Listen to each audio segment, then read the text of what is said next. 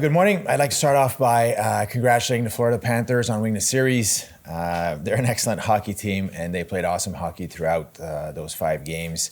I thought they were really dialed in throughout the entire series. So credit to them, because I thought we actually played really good hockey ourselves. But at the end, they played better, and they deserved to win. I believe just like the last 2 times we played their club in the playoffs, it made for a very exciting playoff series. 2 really good hockey teams, a lot of talented players on the ice, 2 excellent coaching staffs. I thought the games were really competitive. The level of hockey was high, the desperation level was high, the intensity was high. It made for some really entertaining hockey, and I could have taken more of that. But unfortunately, here we are, and our season's over, and it's just a reminder of how incredibly difficult it is to win a championship in this league.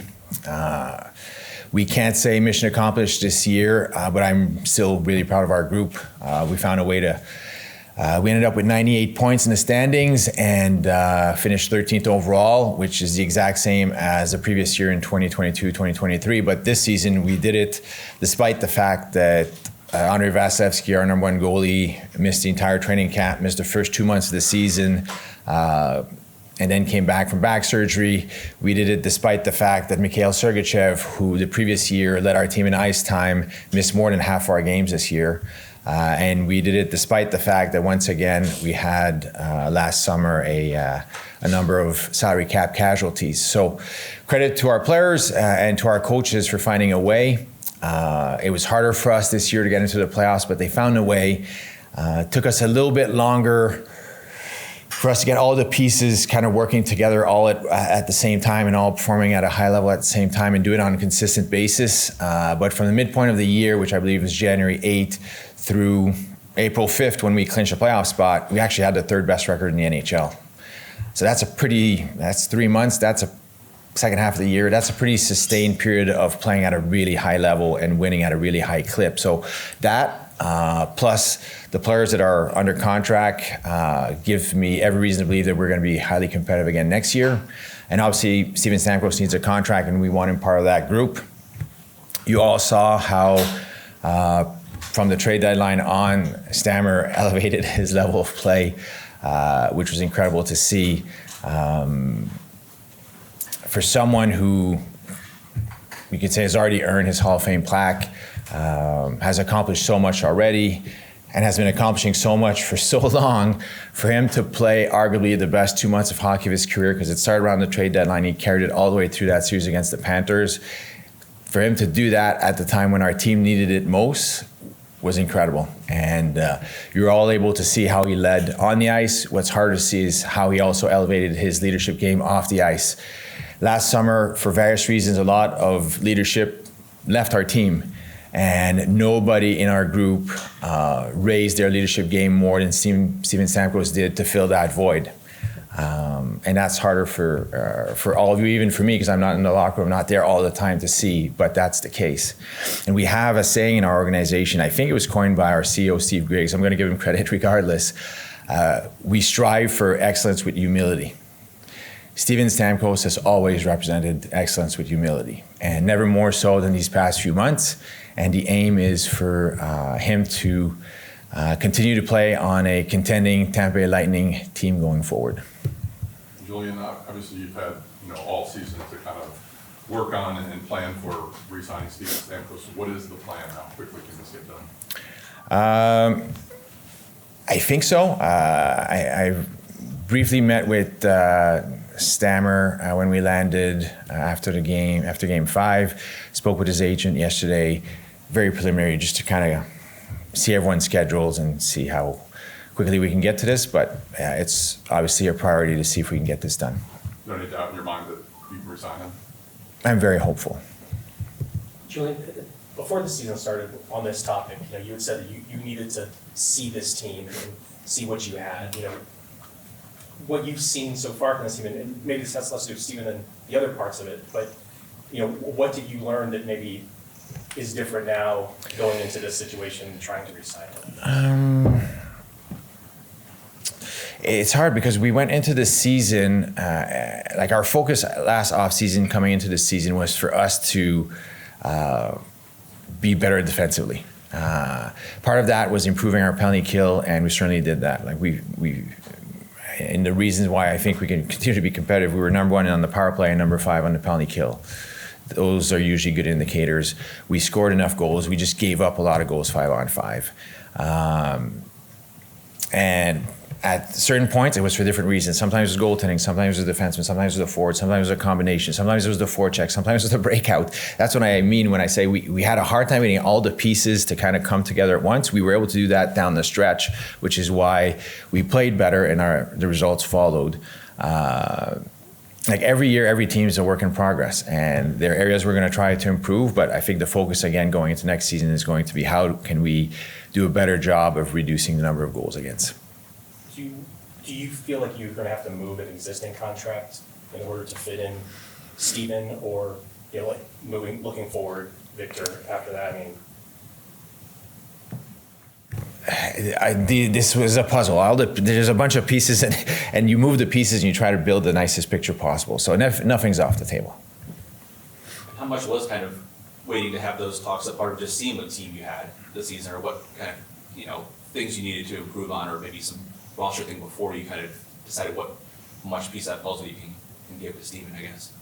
I'm not sure I got the question, Joe. Sorry. So how much of waiting till after the season to talk to Steven about a contract was about seeing what you had, I guess, or anything else? I think it was about getting as much information as possible. These are big decisions, and we want to stay competitive. We want to continue. We have a nucleus of really good players.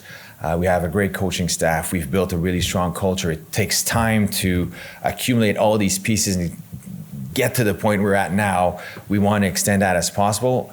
In a world where our cap space is limited and comes at a premium, you have to make wise decisions. You're not going to bat 1,000. And the more information you have before making those decisions, the better the decisions should be. Are you in better shape salary cap wise this year going into the offseason than you were the last 2?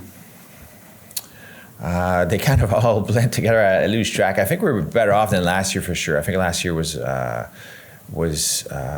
going to be very challenging. Not that this summer won't be, but with the cap finally going up a little bit more now, that will help. Is there a missing ingredient that you think you needed that would have gotten you further in the playoffs? I think we can be better in different areas. There's a bunch of teams still playing. One of them is going to win the Stanley Cup. They're not a perfect team. There are areas they could be better at too. So it's an ongoing process of trying to fine-tune your team and make it better, make it more competitive. I think if I could focus on one thing, it would be we need to do a better job of keeping the puck out of our net. And this year, it mostly was an issue 5-on-5. Is there talk within the league, or maybe it does exist, if a player's with a team for 10 years in a row, to only count a percentage against the salary cap? Those are CBA negotiation questions between the league and the Players Association, so a little bit above my pay grade. I'm not familiar that we've had those discussions. I wouldn't know. Julien, what's your perception of the organization overall? I mean, you brought up, 7 guys up and down from. Can you just comment on your total outlook of all the players in the organization? Yeah, well, that's. Thank you for asking that question, Brian, because it gives me a chance to give props to some people that are huge contributors to our success, but people don't see. Our scouts, our development team, our coaches at the minor league level. Again, Emil Lilleberg ended the season here. I'm not even sure how many games he played, but he was here the last few months and was a great contributor, plays as a 22nd-year-old. He wasn't even in our organization a year ago. He was assigned by our scouts. He came over, was handed over to our development program people. They worked with him, got him to a point where when we needed a defenseman, he was a player that we could call up. He did really well and kind of stuck around. So kudos to Jamie Pusher and his group, John Rosso and his group, in the scouting world, Stacey Roost and Joel Bouchard in player development, and all the people that gravitate in that world and contribute. I think we have a lot of really good people doing a lot of good work behind the scenes here, and that they have been a huge reason for our success over the years. You mentioned Littleberg and you had coach replacements too. Like, how do you feel about your blue line going in next year in terms of you have a lot of young defensive experience relatively to play that's gotten a lot of minutes, you get Perbix, you get Radish to play, like, are you comfortable with what the group you have, even if it may not be? I am, and I think the biggest upgrade is going to be a healthy Mikhail Sergachev. Like, it's hard to replace that quality of player. You can't replace that quality player. Like, excellent on penalty kill, plays on the power play, plays 5-on-5, is skilled, is physical, is big, blocks shots. Like, he does it all out there for us. So he's a big miss for sure. Did you give any injury updates from? Injury updates. Obviously, the guys are going through their medicals today, so I'm not fully up to date. But the ones that I know from our last game, Eric Chernak has been playing with a shoulder AC joint sprain since game 2. Luke Glendenning dislocated his shoulder and has a labral tear. That happened in the game against Buffalo on April 15th. He fought through that to play in the playoffs. Brendan Hagel had a glute strain that he suffered in game 3. Jonas Johansson has been out with a quad tear since March 30th. Tyler Mott's been playing with a broken ankle. Nick Perbix suffered an AC joint sprain, shoulder AC joint sprain in game 1. Was able to play the next couple of games, but eventually the coaches decided that we would go with a healthy player instead of a injured Perbix.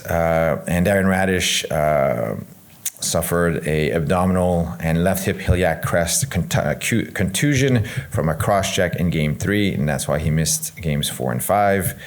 And Connor Sheary has been playing with a ruptured tendon in his finger since December 30th. So he's going to see a hand specialist and see if he needs surgery. So. You mentioned a healthy Sergachev, like how about a healthy Vasilevsky too? I don't know, like he obviously played really well in that Florida games, but did you sense he was ever fully back up himself? That's a hard surgery to come back from, like, the nervous system. Did you feel like it's that, and I think it's also missing training camp. Yeah. Like, goalies need reps in order. Like, one of the strengths of the best goalies, the elite, is their ability to anticipate, and you need reps to kind of see it. And not having a training camp and then coming in 2 months in when the level of play has already been ramped up a little bit is obviously very difficult. But he was one of the league leaders in wins from the time he got here. That's his job, to help us win hockey games, and he did a fabulous job.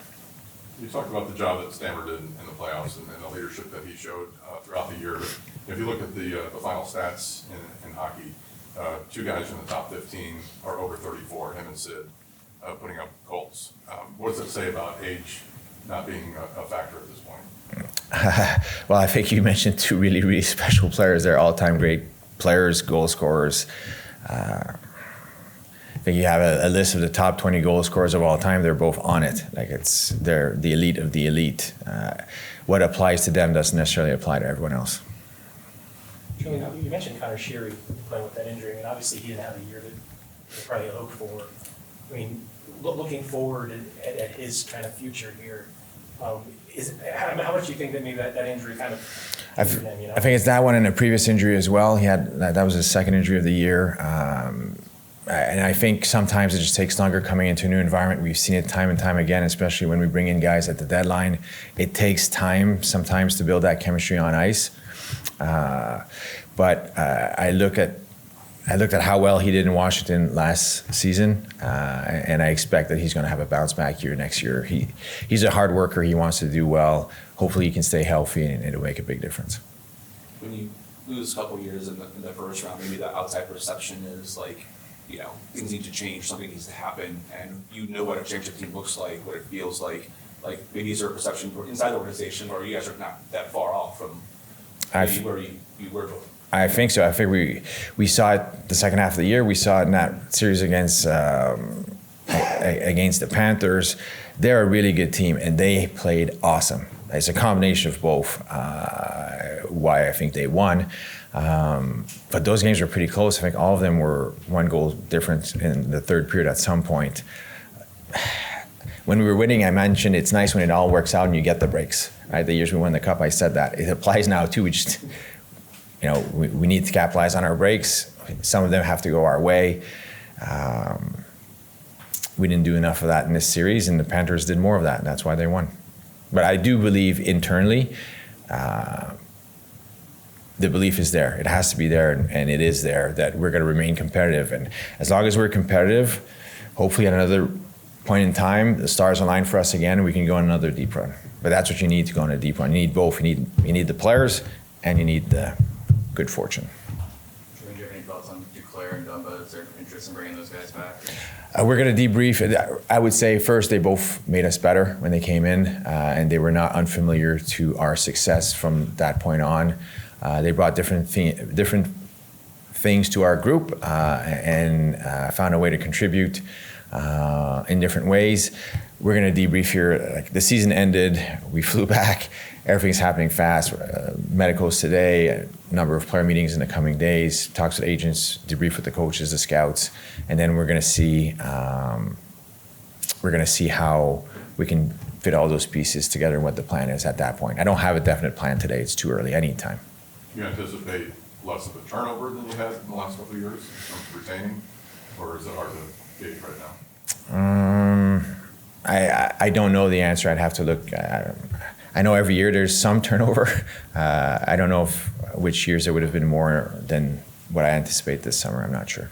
Julian, John Cooper's, I think, is going into his last year. No, he's got term. Sure. Yeah. I know we mentioned the Hedman, but I mean, would that just be something that you would approach him with some kind of? I talked to his agent yesterday, just very preliminary. We're going to circle back once we've had time to debrief here. But obviously, we'd love to keep Victor going forward. He's an elite defenseman. He's one of those special all-time players and all-time great Tampa Bay Lightning Bolt, who's still super productive, and I have no reason to believe that's not going to be the case going forward. We have a better understanding of where the cap is, at least now and next year. There is a new CBA that's going to come in at some point. There are rumors of expansion drafts. We're trying to factor all of that in, but the plan would be to keep Victor going forward, obviously. You mentioned Cooper, there's been 17 coaching changes since the end of last season. And Tough business. Yeah, and what makes him that longevity? Like, what makes it sort of he's a guy where messages doesn't lose its luster, or like synergy with you guys that makes it work so well? I think, like all the great coaches, it starts with leadership skills, really high-end leadership skills, really high emotional intelligence. Never gets too high, never gets too low. I think that allows him to weather the storms because there are storms. This is a tough league. It's cutthroat business. The other teams are really good. They're trying to win. We're trying to win. It's the elite against the elite. And Coop, again, this year did a fabulous job. I love our coaching staff, love working with him. Feel privileged to be able to continue to work with him. Feel privileged to have been able to work with him the past 14 years, going back to our Norfolk days. He's a special coach and is the best guy for the job.